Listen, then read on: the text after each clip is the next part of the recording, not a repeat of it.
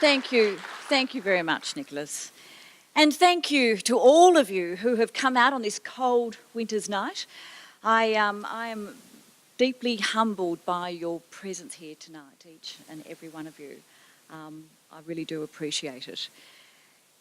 It's a tremendous honour to be invited to give the 2017 Don Aitkin Lecture.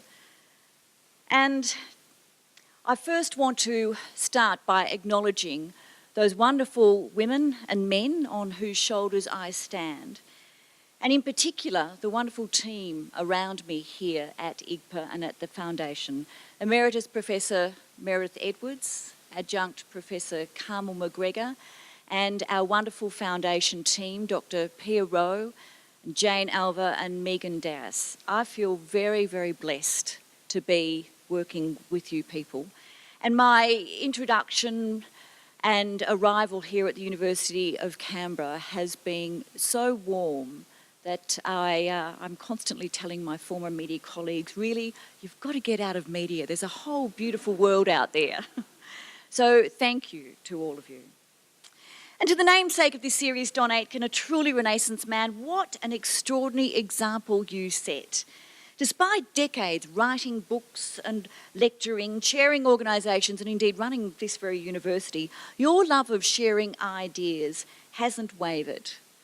Your late-in-life reinvention as a blogger sees you thriving, engaged in spirited debate with hundreds of regular commentators and readers on your website and thousands of visitors.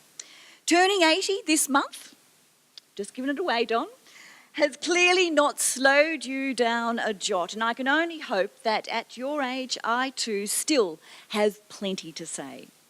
But then not everyone is eager to hear what I have to say, not even my beloved mother, my late mother, bless her, who would sometimes politely turn away when she saw me walk to the microphone. Back in 2002, on a sunny Canberra winter's morning, was a case in point. I was propped up in bed, poring over the weekend newspapers, as you do. Earlier that week, I'd published an op-ed in the Fairfax Press titled "The Sins of Our Feminist Mothers," in which, among other things, I'd railed against my feminist role models for failing to make motherhood and its inherent value a centrepiece of the Feminist Manifesto.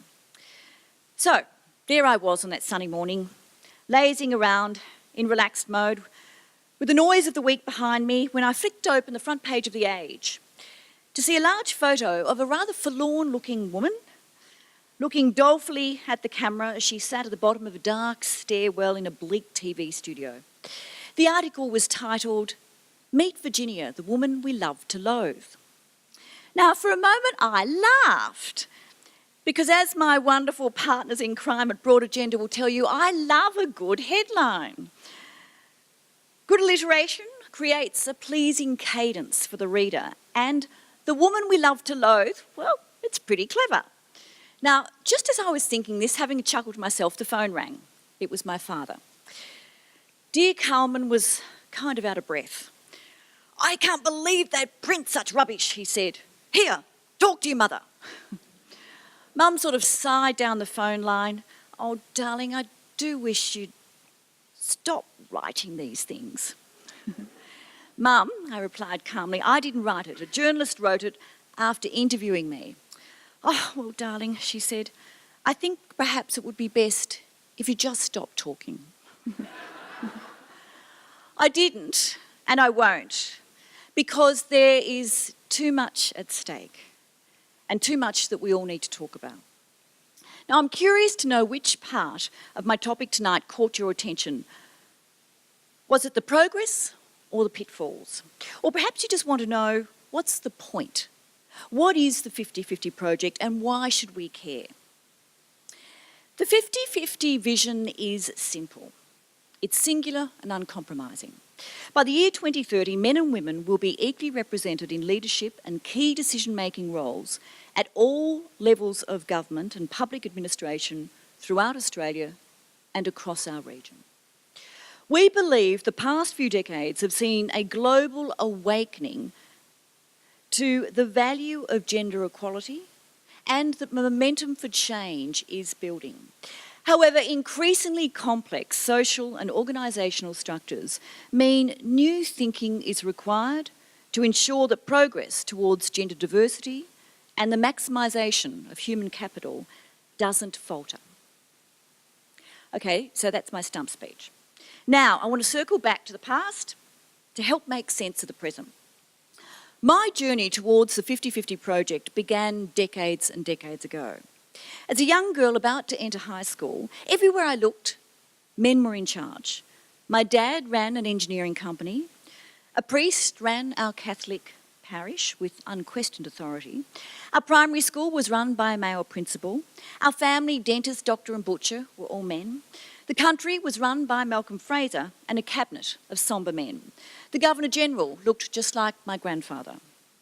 The Parliament was where men in suits did serious things that other men then watched on the evening news while housewives made dinner and bathed children.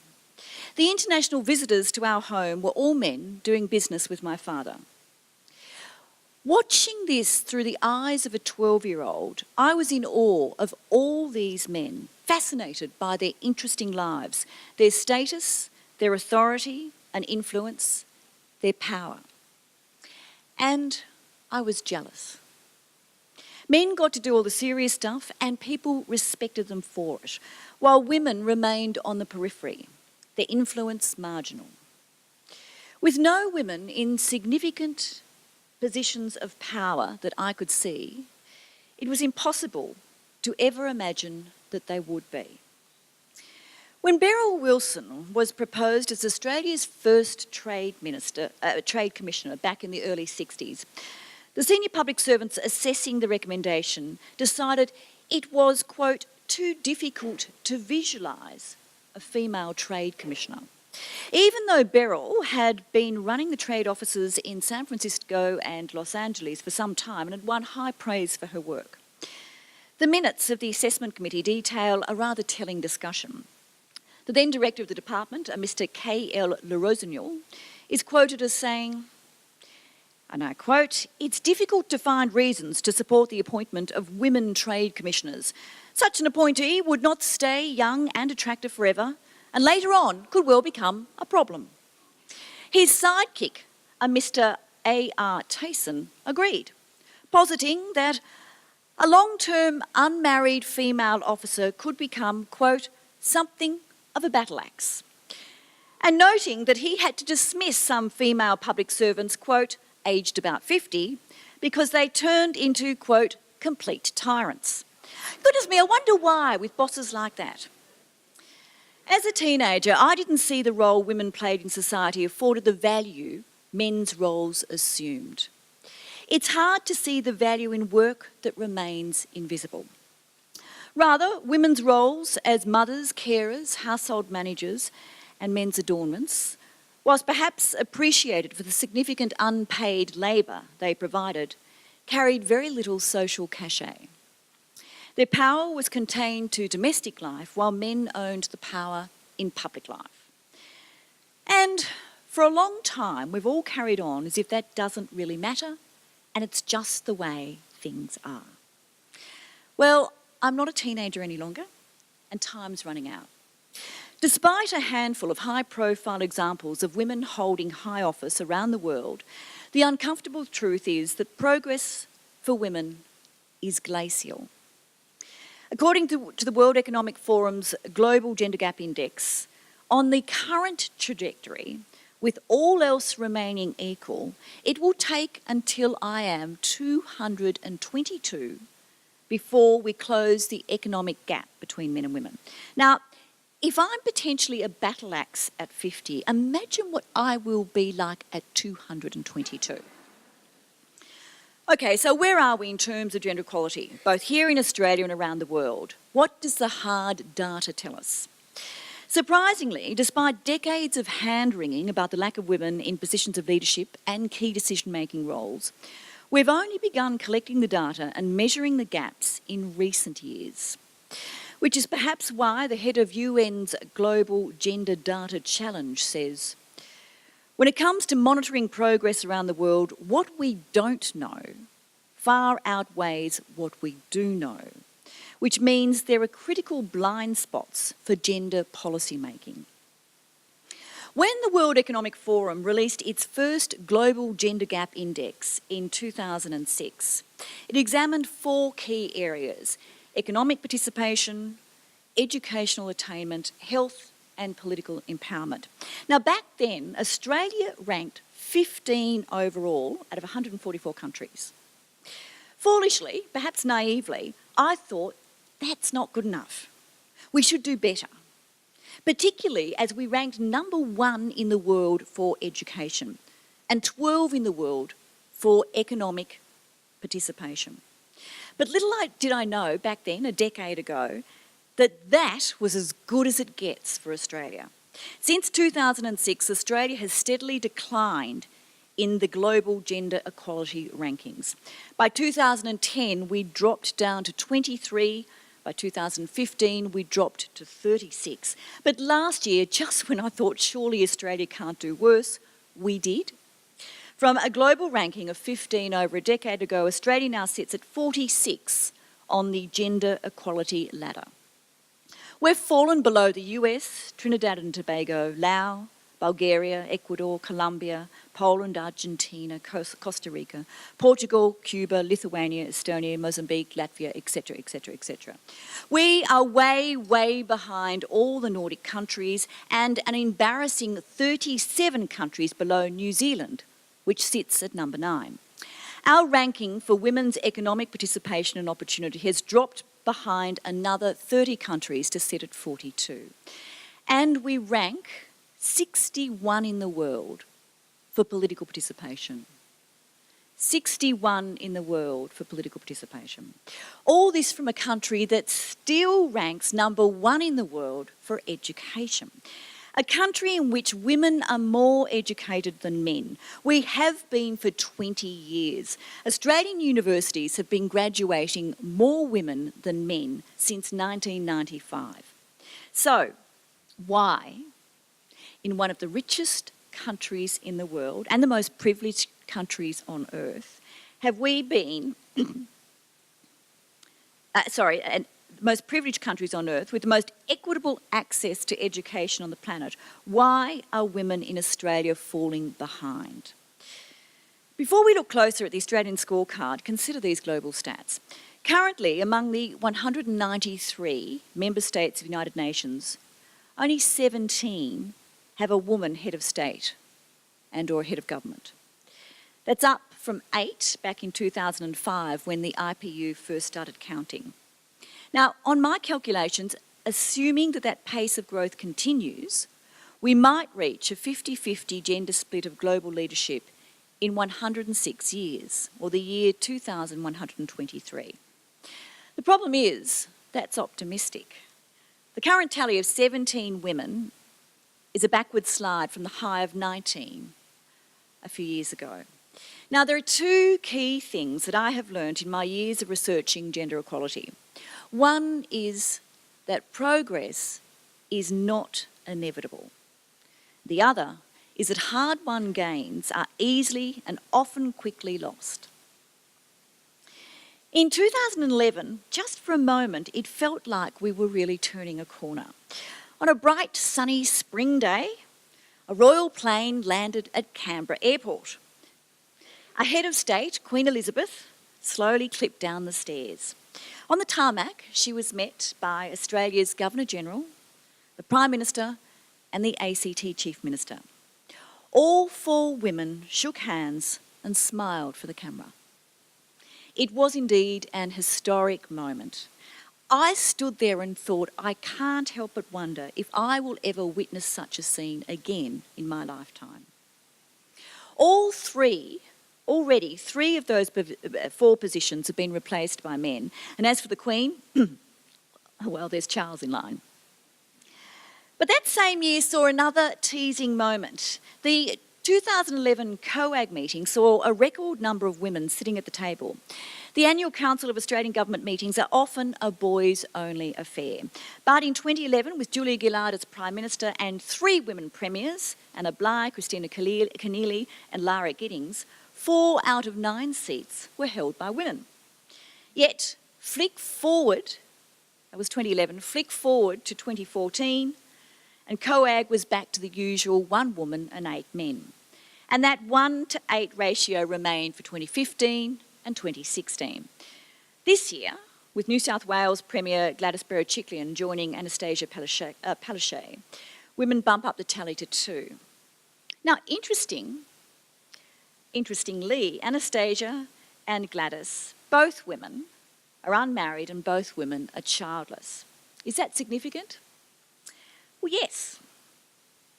Although don't mention that to New Zealand's Jacinta Ardern, who was asked recently in her first TV interview as opposition leader if she was planning on having children, which, as the unapologetic host explained, if she became New Zealand's new Prime Minister, taxpayers deserve to know if she was then going to skive off on maternity leave.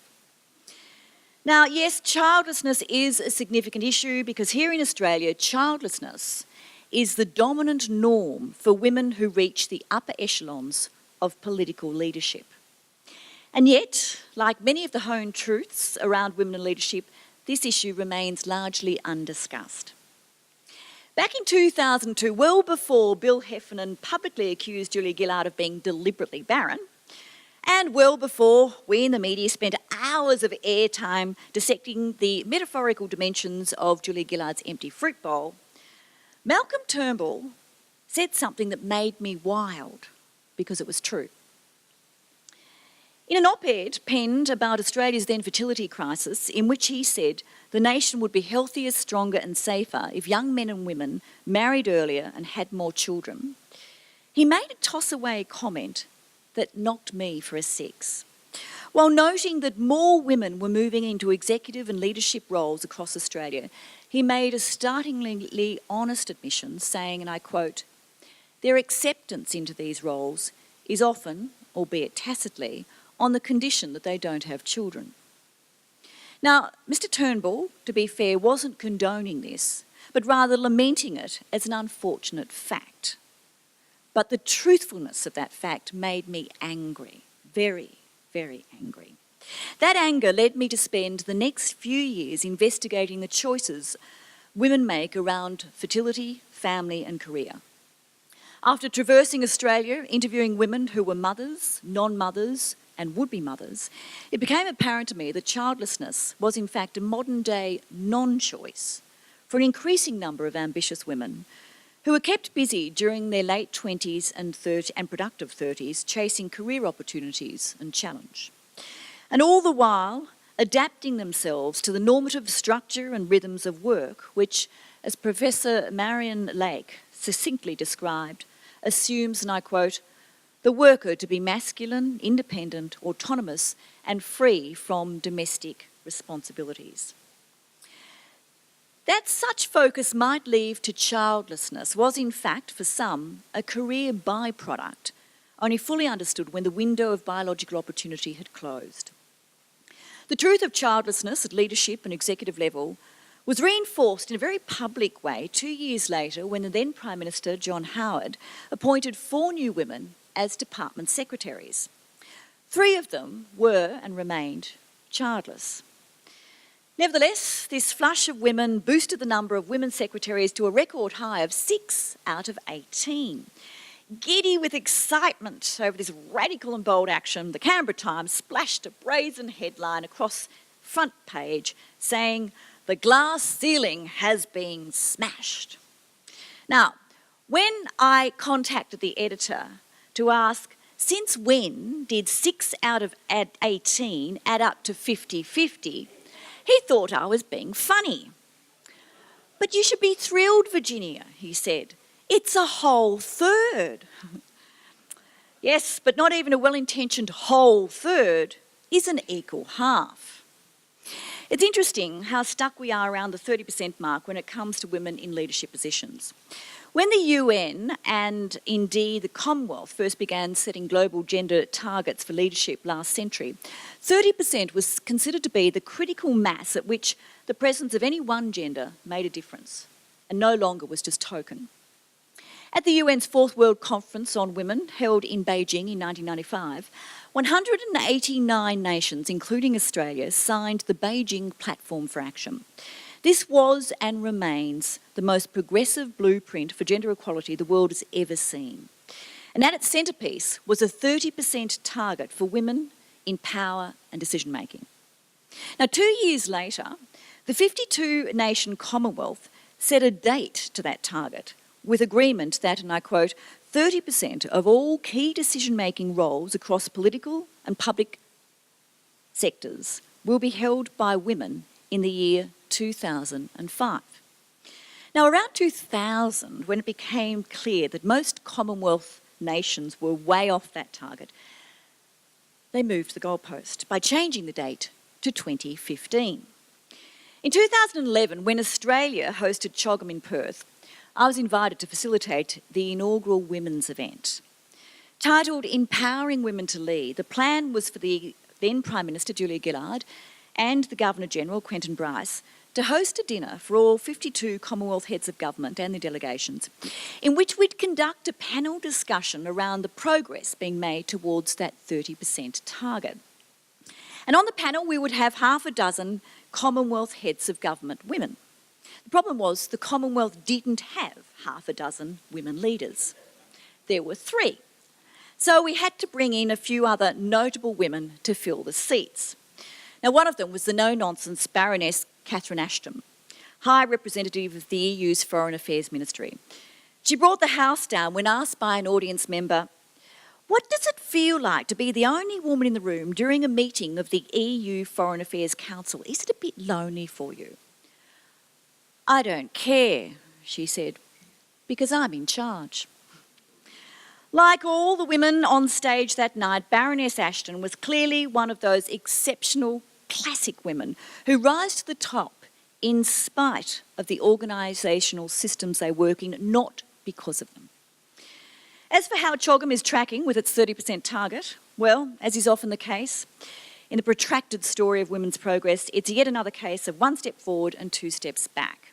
In 2011, 3 out of 52 heads of government were women. Currently, it's 2. So before swinging back to Australia, let's do a quick stock take of women in parliaments around the Asian region. No country in this region has managed to reach 30% representation of women. The Philippines is closest at 29.5%, with Vietnam, Laos and Afghanistan in the upper 20s. China, Singapore, Pakistan and Cambodia in the low 20s. Indonesia hovering just below. Myanmar and Japan in single figures, and Thailand struggling with less than 5% women in parliament. But closer to home, in our own backyard around the Pacific, the figures for women's political participation and women's leadership are the worst in the world. 3 out of the 5 world nations that have no women in parliament are in the Pacific.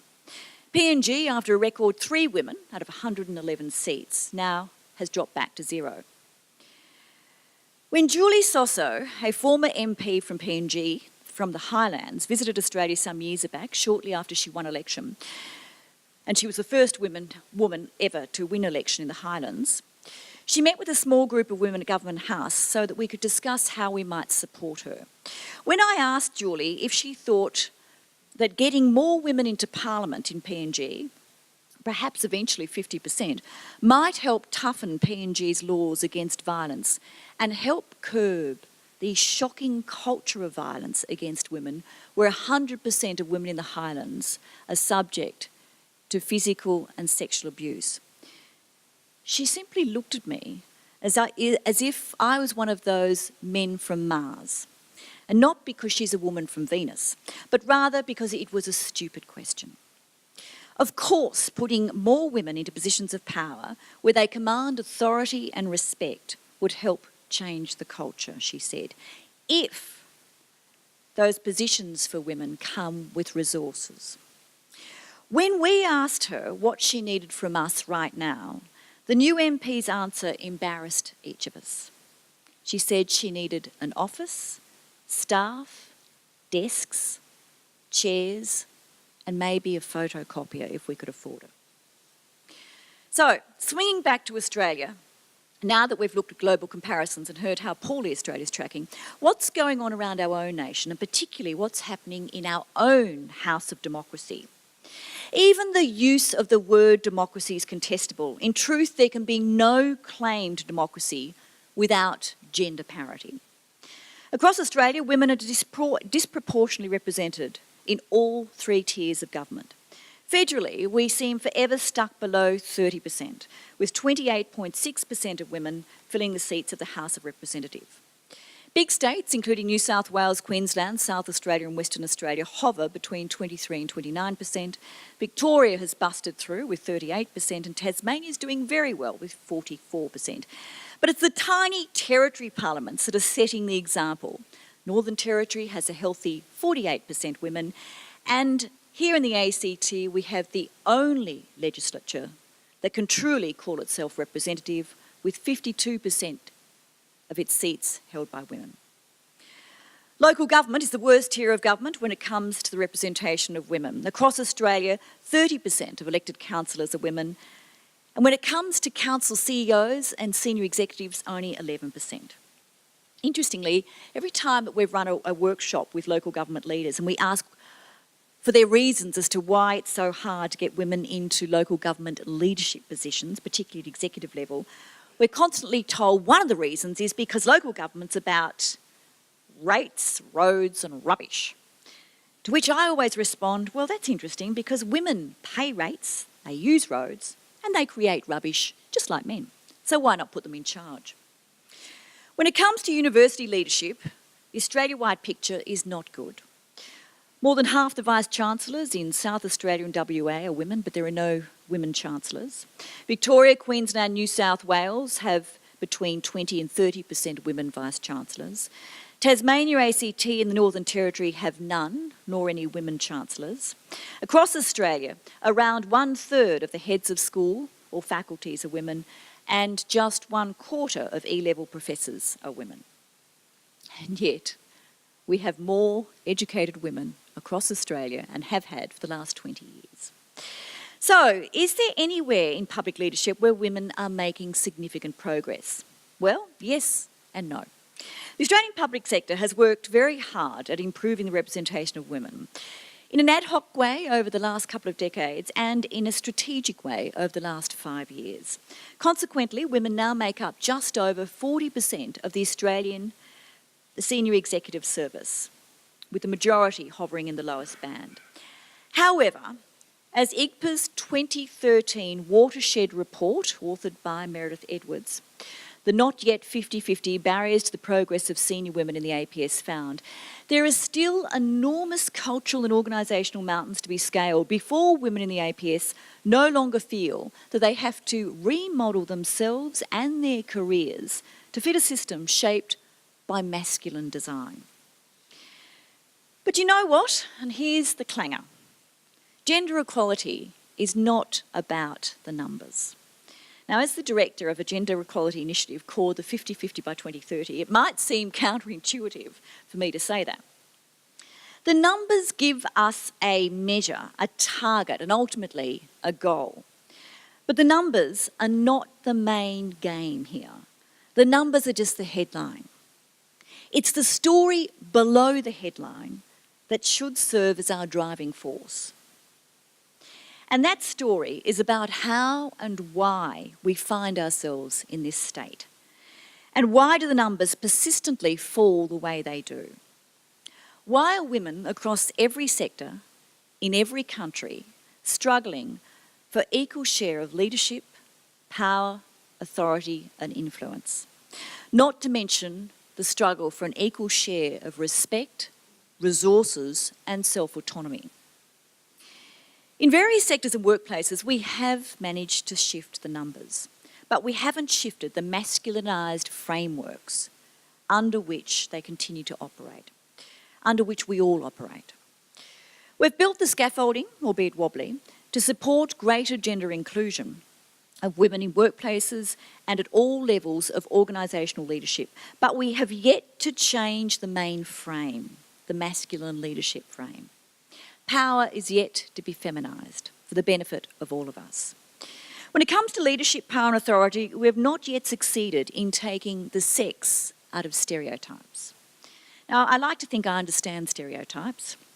In my wild youth as a commercial television reporter on A Current Affair, Over an alcohol-fuelled job interview some 25 years ago, I was told that the then executive of Channel 9 that we, and I quote, "We don't do stories on blacks, poofs or retards."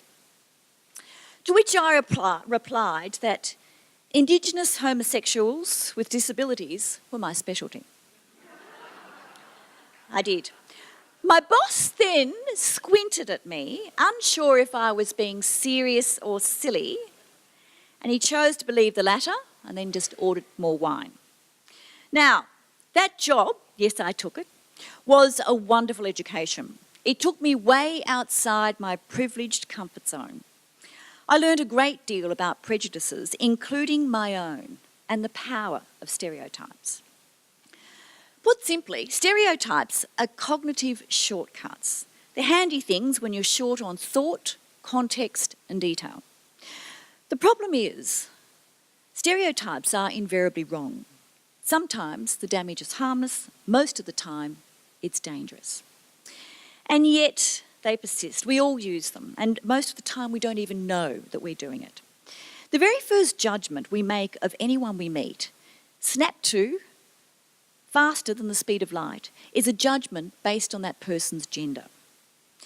The problem is, our gender is predominantly a social construct.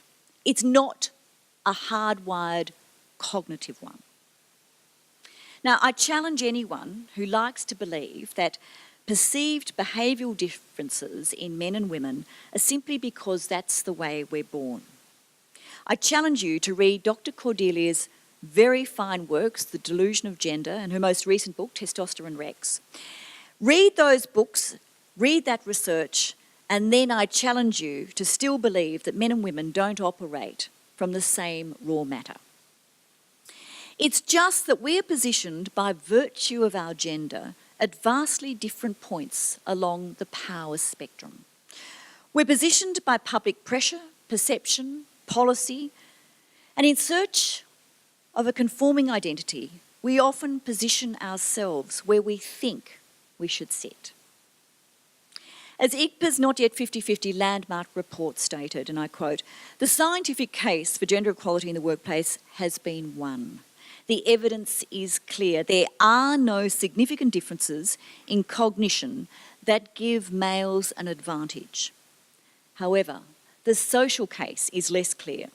Perceptions and expectations are far stronger indicators than objectively measured differences between men and women." Interestingly, our former Prime Minister had a more binary view of the world. Long before Tony Abbott was calling on the housewives of Australia to consider energy costs when they were doing the ironing, the would-be Prime Minister mused over the idea of male leadership supremacy in an interview when he said, and I quote, "What if men are, by physiology or temperament, more adept to exercise authority or issue command?" What if indeed, Tony? So, do women behave differently in positions of leadership and power? Do they make better change makers? Are they the moral arbiters? Are they more fluid, where men are more rigid? Are women better change makers who use their influence more wisely? Well, not by birthright, but perhaps by practice, as that's expected of them. So what about when women behave contrary to that gender stereotype? What about when they play politics as they see fit and do the knifing, the wheeling, the dealing that we like to think is the exclusive provenance of alpha male types? Women in public life who work outside the stereotype are quickly demonised as unnatural, and they're cursed. It wasn't just the witch, the bitch and the slut slogans publicly brandished at Julia Gillard that signalled this, but the gobsmacking display of violent and perversely sexualised attacks, the cartoons, the images and comments that trawled social media. Larry Pickering's daily obsession with drawing Julia Gillard nude, brandishing an enormous dildo in various contortions of lewd acts did the rounds of parliamentary offices, including the media offices, long before anyone made a complaint. When they finally did, he wasn't stopped. If anything, he was energised, as was his campaign, Kill Gillard and Hang Bligh. The furious public shaming and pornographic abuse levelled at Julia Gillard as Prime Minister was unprecedented in Australian history. But when it comes to the behaviour of women in public life, you're damned if you do and you are damned if you don't. So, back to that tricky question. Are women a more ethical alternative to a fixed linear style of masculinised leadership? Are they more nurturing, more supportive? Do women serve women better? Interestingly, when New York Times journalists Nicholas Kristof and Sheryl Wu-Dunn were researching their global bestseller, Half the Sky, they looked at heads of government around the world and found, and I quote, "zero correlation between a female head of government and efforts to get more girls in school or to improve maternal mortality." The 50-50 project is not just about focusing on social policy to improve the lives of women and girls, although I believe that will be a key outcome. Rather, the project is about changing the social, cultural and organisational norms that restrict us all, boys and girls, men and women. 50-50 is about ensuring that we all flourish freely as who we are. The economic case for increasing gender diversity in the workplace and in business leadership is well and truly made. During the 2014 G20 summit here in Australia, the G20 leaders didn't sign on to close the gender gap in the workforce participation by 25% by 2025, just because they wanted to be nice to women or to be fair. They did it because of the overwhelming economic imperative. Increasing the labour market participation of women in Australia is estimated to increase our national productivity by $25 billion a year. Globally, $12 trillion could be added to the GDP if we close that gender gap in workforce participation. But just as 50-50 isn't all about women, increasing women's participation is not all about the money.